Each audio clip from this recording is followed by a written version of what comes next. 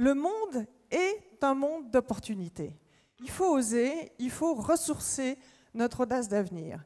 Il faut que nous apprenions à des producteurs de matière aux recycleurs à travailler chaque jour mieux tous ensemble.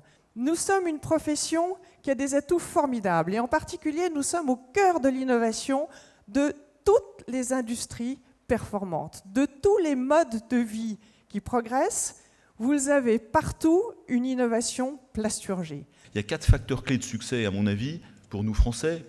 C'est l'innovation bien sûr, dans les matériaux, dans la R&D, dans le design, dans les process, dans l'automatisation, dans les technologies de mise en œuvre. Tout ça, c'est très important, c'est ce que nous maîtrisons bien et ça fait la différenciation. L'innovation, moi je dirais que c'est simple, ça n'est pas une question de taille d'entreprise. Aujourd'hui, je pense que l'innovation passe par l'investissement.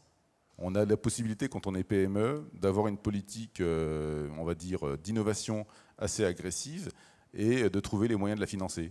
Ensuite, deuxième facteur clé, c'est l'excellence opérationnelle. Car si vous êtes qu'un créatif, c'est très bien, mais l'excellence opérationnelle est fondamentale.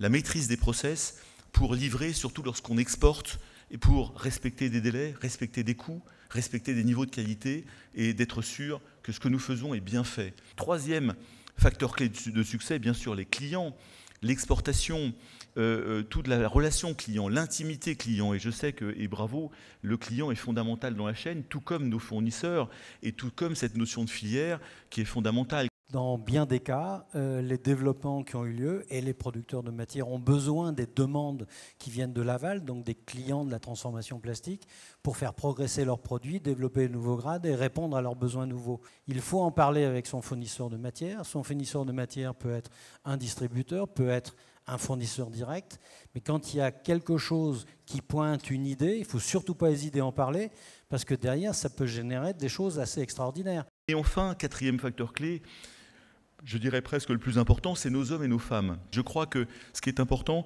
c'est d'augmenter toujours et encore la compétence et donc l'employabilité de nos salariés pour qu'ils donnent le meilleur.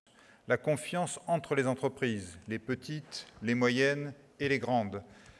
Je suis persuadé que la confiance dans notre pays, qui a un potentiel extraordinaire, est un vecteur fantastique pour reprendre des parts de marché, redresser le pays, reconquérir des marchés, sortir de la crise tous ensemble.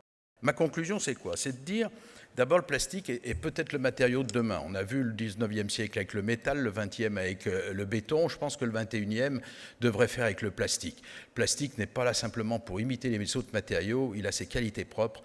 Je pense, en ayant préparé cette intervention, que vraiment le plastique est le matériau très approprié à l'imaginaire de demain. Je vous remercie.